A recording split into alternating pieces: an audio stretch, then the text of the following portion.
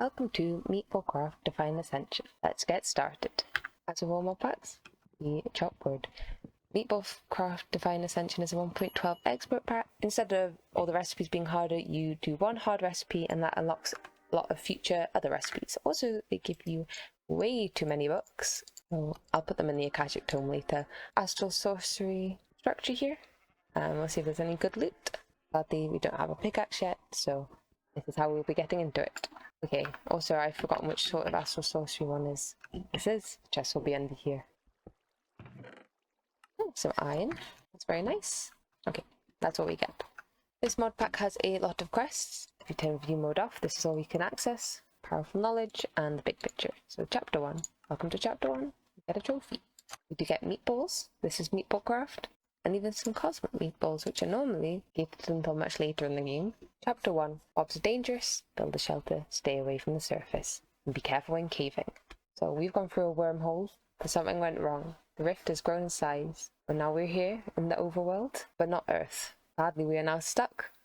So, the only thing we need to do is to survive. Okay, so we don't really want to be out here at night. The mobs in this pack are harder, and they will only get harder. So, I was going to make a little hole in a hill. However, I think that might be a village over there, or a house. So if we just go over to that, hopefully we'll be safe. You hostile? Oh. It seems hostile. The Cyclopses from Divine RPG are not hostile, but apparently that one is. Okay, this is not a village. Okay. Well, he's not attacking me. He seems to be from Bewitchment.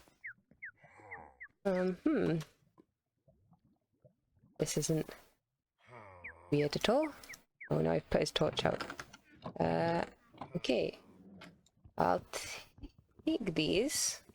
I don't really want to engage him in any sort of combat at this point. We've not got a lot of... Oh, there's a... Can I...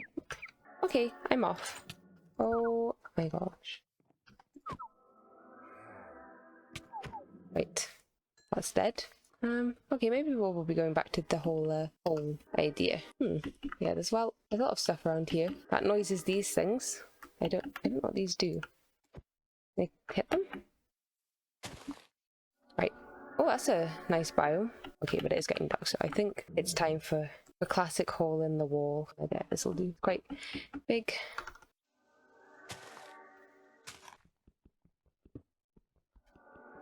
So we now have a little humble abode to stay in. Yes, it is a hole in the wall. It's made of chiseled cobblestone, but it'll do for now. And we also have a lovely house guest out here. It's this guy from before. He wasn't too bad. Oh yes, I've done a bit of progressing with some of the quests, not nothing too much. I've got a furnace now. The recipes for all this will stay the same. It's no different to vanilla Minecraft in that sort of sense. I'm going to put the trophy about too, because why not? Oh yes, that looks nice. There's some cobblestone on the floor from me building this. So yes, we've not really progressed too much. So the way the progression works is going right is progression and up and down optional things. So somewhere along this line we get to a transmutation table, which will make getting resources much easier. So hopefully we can get to that soon. But the way to get to that is by going mining. So time to do some mining. Before we go mining, however, we're going to try and get some of the most basic tinker's tools. These would work better than normal tools, at least in my opinion. I like them more. But when we actually get into it, when we can unlock the smeltery and other things like that, these will be much preferred. We've already got the crafting station. There's the part builder. You can't make the stencil table in this mod pack, I don't think. Okay, so we can make the tool station and part builder. Now we'll make a pattern chest for patterns, and we'll take my crafting station, which I made earlier, and we'll put this stuff over here. This is my normal layout, but in this mod pack we can't make a stencil table. So to make all tinker's tools you need stencils. For example, we've got the axe head, and it's an axe. To make the pickaxe head we need iron, and we don't have iron, so mining it is the vanilla way. I'm going to have to change the theme of the quest book. Things keep being written in white, so we're going to have to go into dark mode to be able to read the white text. So if you notice a difference in the quest book, that's what's happened. I can follow the quest progression up to Tinker's, so that's what I'll be doing. So the next task, kill a zombie. It is night time, so we should be able to find a zombie fairly easily. And also lots of other horrible things. Oh look, there's a zombie and he's coming right towards us.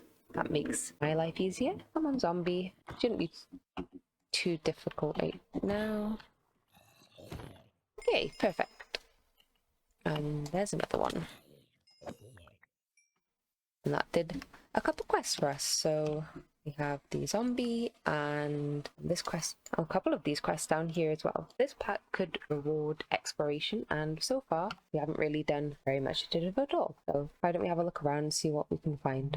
Can you tell I really just don't want to do some mining right now? Oh yes, I can already hear mobs. Yeah, this is going to be probably not the easiest one to start with, so maybe we'll go for something else. This is a nice biome with the flowers.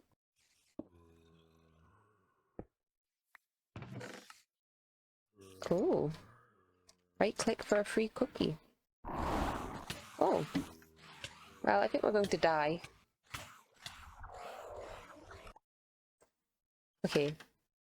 That was not good, so we've had our first death. There are gravestones in this pack, so we'll just head back and hopefully mobs had these spawned by then. Okay, nearly there. Phew. Oh, this was made of coal coke. We'll just save some time in the early game. Coal coke takes a very long time to cook, so... Uh-oh. Well, that's a click for a free cookie again. I don't think we want that after what happened last time. So at the top of this tower there is a boss. Probably not a very wise idea to do it. Oh dear. I didn't realise opening the chest would him, to be honest. Oh dear, he's fallen down. What a shame. Maybe I can see if any of the loot survived his explosions and not get shot off by a skeleton on the way up. Oh! Let's see if we can actually kill him this time. Hello. Oh, I've been going through the quests and I have been rewarded with a stone bowl, which apparently you can use to harvest these things. So let's... Ah, that worked. Cross now. We're gonna die. Can it... Aha! Okay, we got rid of it. Got some glistening power stone and a glistening infusion stone. Interesting. So at least that got rid of it. If I want to follow the quest book, which I do, the next stage before you get into the Tinker's stencils will be to find 32 ink sacs, which is encouraged by more exploration. I'm going to pop out, see if I can find any. If not, I'll just kill some squids, and then hopefully we can get into Tinker's very shortly.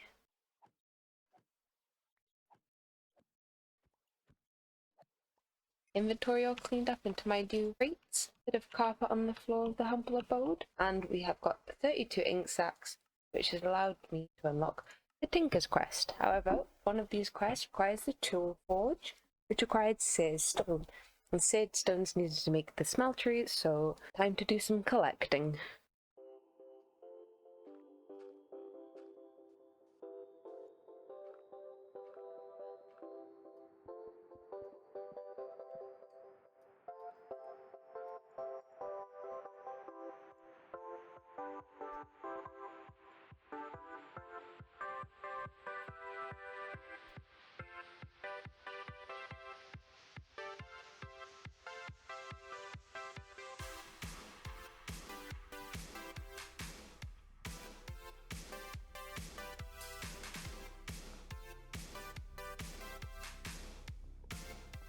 We now have our smeltery, so now we can start making tools out of metals, like iron, and also we should be able to double ores in the smeltery. However, to make casts, we could use gold, but we could also use aluminium brass, which is an alloy of aluminium and copper, which at the moment we don't really have. So now we have collected some better pickaxes from looting, such as my steel pickaxe, my iron pickaxe. I can do some mining and hopefully we'll have something to smelt.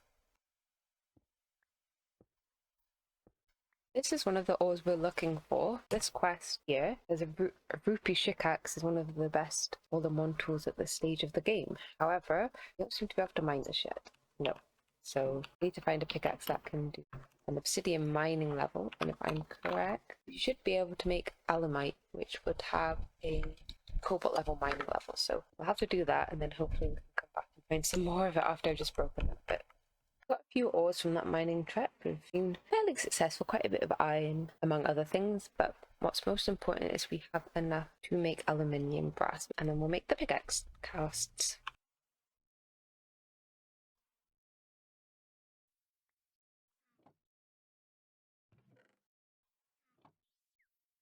We have our alumite pickaxe. We can go back to mining to try and find the rupee ore. Since we've been mining and doing some of the Tinker's quests, we have unlocked a few more quests, and you can see the extended crafting table over here, which is one of the next things we need to do to be able to unlock the Philosopher's Stone and then the transmutation table. Transmutation table has this recipe, which is very simple, just obsidian and stone, and this is the Philosopher's Stone recipe, which is, again, is not very difficult. Just need to find mithril, which is from the nether, and to get the Philosopher's Stone we need an advanced crafting table, which means we need a basic crafting table. So to be able to get here we need to unlock alien materials, which is this recipe. So this is a block of aluminium brass, which is easy. Brass, a block of bronze, also easy. A book, easy. And shadow steel, which is made by putting shadow bars in a blast furnace. We've already found a few blast bricks from our exploration and some coal coke. Shadow bars are made from rupee and alumite, which means more mining. Well, we've found our first diamonds here. However, we don't have a whole lot of room for them, so okay, it just seems to be the one diamond, but better than nothing.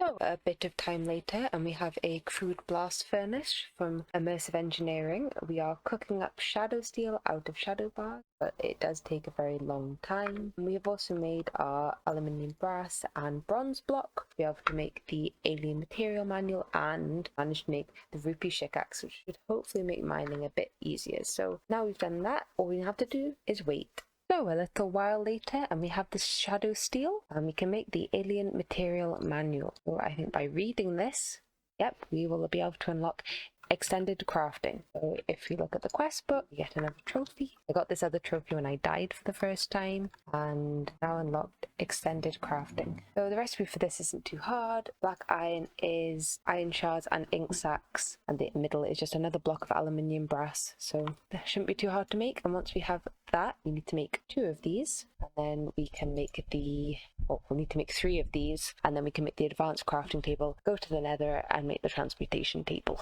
And unlike in a lot of expert mod packs, to make the flint and steel you don't need steel, you just need an iron shard, which I am making using the smeltery over here. I'll also be using the iron shards to make the black iron, which will make the extended crafting table. We now have some obsidian to make a nether portal with. We need glowstone to make the crafting table and mithril to make the Philosopher's Stone, so either way we need to go to the nether. I'm not sure what it's going to hold, but I'll know it will be hard, so good luck to me. Just wait a minute for it all to load in. It can take a while loading new chunks like this.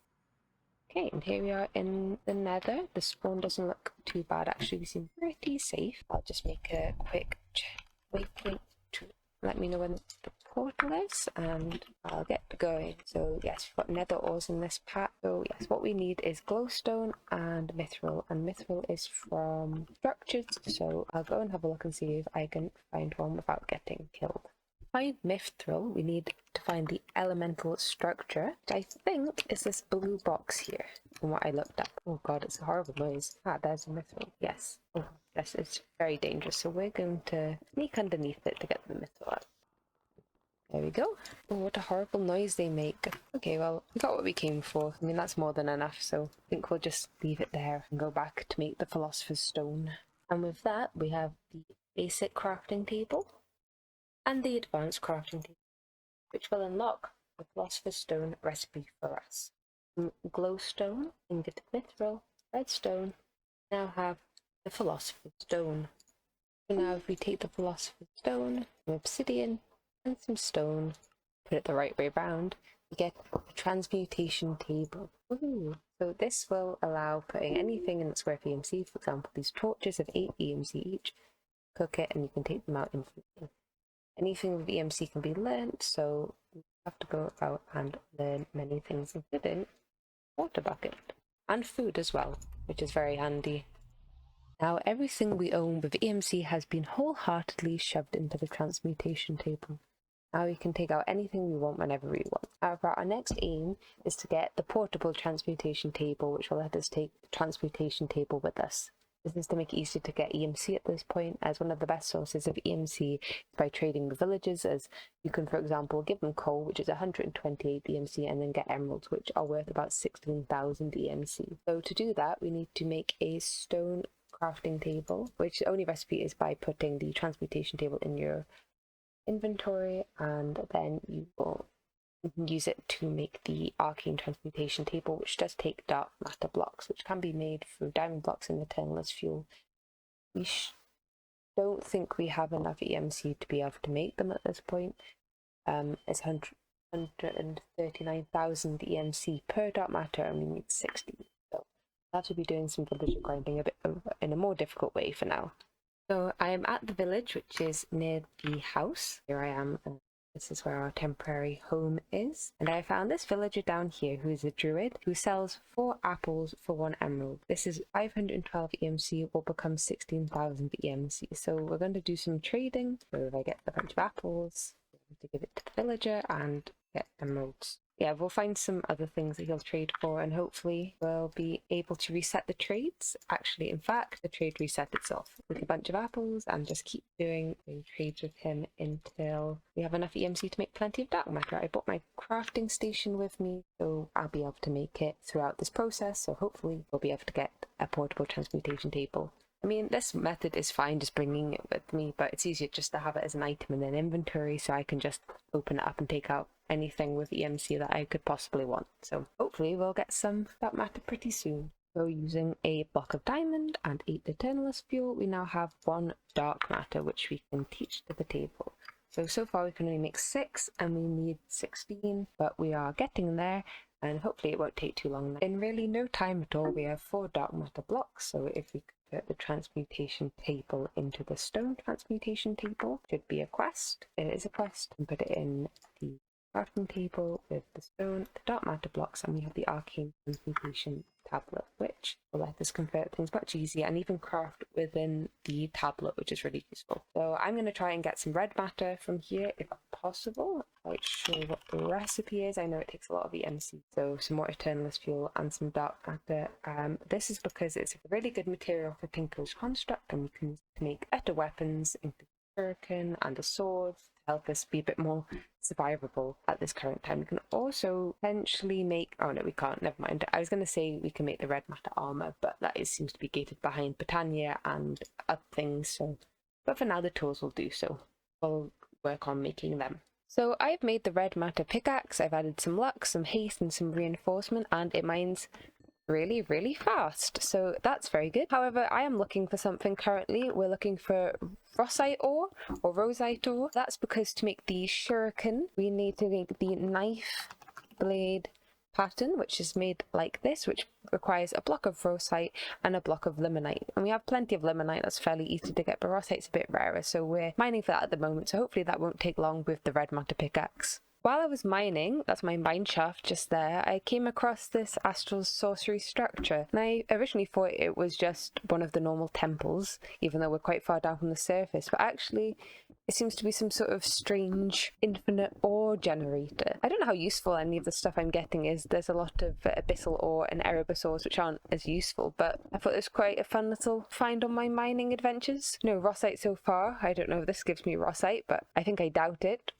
I don't know. It's got a few unusual ores, so we'll see, but I think I'll continue mining the normal way. So after plenty of mining, we now have a shuriken. So I've made mine out of dragon bone, ardite, manulin and red matter. The ardite is a placeholder until we get a better material. I thought petramore meant that it penetrated armor, but actually it just means it likes stone, which is really only good for pickaxes. But we've got splintering, which does more damage. Fracture does make it damage more, but we're going to make it fully reinforced. We're nearly there. We've reinforced 4, we need reinforced 5 so it never breaks. Insatiable and cold-blooded from the manulin, and we from the red matter, which helps I think with the tool mining level, so it's not really that useful, but the red matter does add a lot of damage. I've also made it as sharp as possible, and we're going to go and test this out.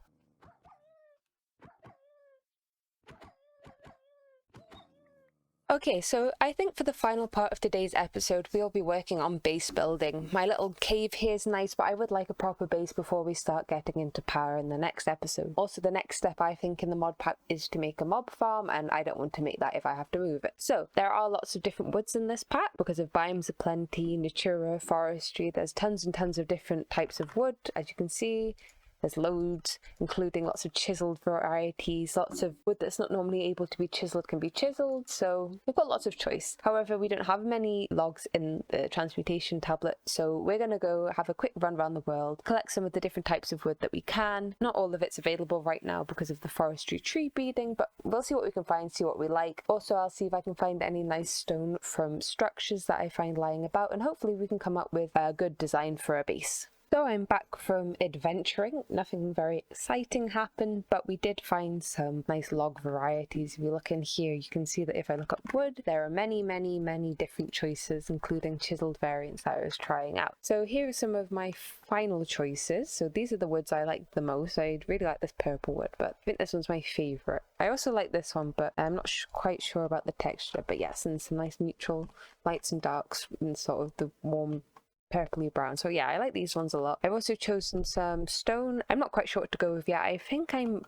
more towards these scorned bricks than these darker ones. I used to really like these basalt bricks back in the day, but I think they're a little too cool toned, a little green by the looks of it. And by no means am I a good builder, but I'm trying to make a block palette at least so things are consistent. So here's my idea for a base. We've got silverwood planks on the floor, these great wood planks which I've chiseled into nailed planks around here, some great wood logs, the juniper planks also chiseled, some scorned bricks from Bewitchment, and these great wood stairs. And all of these materials have EMC, which should make it fairly easy to build a base out of them. But yes, I think this should look nice. Hopefully we can try and make something interesting out of this. Hopefully I'll be able to decorate the building nicely at some point. I might just start with a bit of a flat facade and decorate it later on, just to get a feel for the place and to be able to progress with the pack. So yeah, that's what we've got so far. So hopefully I can find a nice area for a base. I'm thinking maybe a magical forest or one of the other nice biomes from Biomes of Plenty. I do like the magical forest grass, and hopefully it won't be too far away. I don't want to end up traveling too far, but it should be fairly easy to move the stuff, because if we use crates from Actually Additions and put in a storage crate keeper, you can put a ton of stuff in a storage crate, this token in, and just pick the crate up with everything in. So hopefully that'll make base moving fairly easy. So I'll come back when I have found a location and potentially even built the base.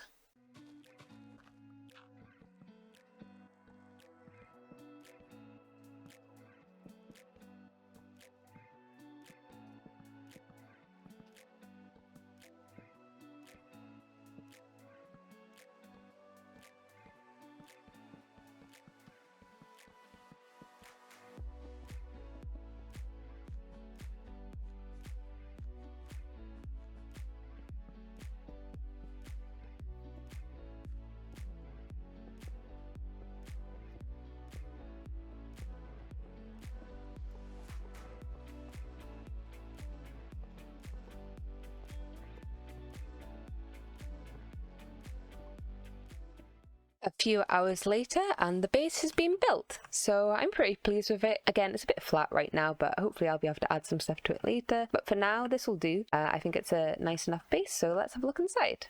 So we have the nice little entry hall, a bit of chiseled purple carpet, storage area around here with a transmutation table which will be used to fill up Klein stars. This is the crafting area. We've got the basic and advanced crafting table, a bed, architect's saw bench, some furnaces, and the tinker's setup, and a nice little window out into the tree. Through here we have a larger room with some carpet on the floor. Upstairs we have a balcony out here overlooking the smeltery, a couple of other spare rooms, again a larger room over here, and then another little balcony looking out. We also have a little area upstairs just in the attic where the roof is. It's a bit cramped, a bit small, so not much will go up here, but right now this is where I'll be storing the trophies. So yeah, I'm pretty pleased with how this has turned out. It was very, very easy to make with the transmutation table. Honestly, it was incredibly beneficial to have that as part part of the building process, and I would highly recommend anyone who plays this pack to make the transmutation tablet before they start building. So then out here we have some elderwood planks on the floor. It's a nice little path, and this leads to our smeltery. It's very large because Sade bricks have EMC, which is very, very handy, and so this will smelt a lot of things for us. I am recording things a little bit out of order here due to an audio sync, so ignore that. We'll come to it next episode. But yes, I'm pretty pleased with this house, and hopefully it will stand us in good stead, and I will be expanding this sort of area out into the forest. I chose the autumnal woods because I like the way the trees look and the grass is a nice colour. There are, however, quite a lot of mobs that spawn in here. We seem to be all good at the moment, but it can be a little bit dangerous, so hopefully it will be safe enough. And with that, I think it's time to end the episode. Thank you very much for watching my first episode of MeatballCraft. Hopefully you'll come back for episode 2, and I'll see you then. Thank you for watching.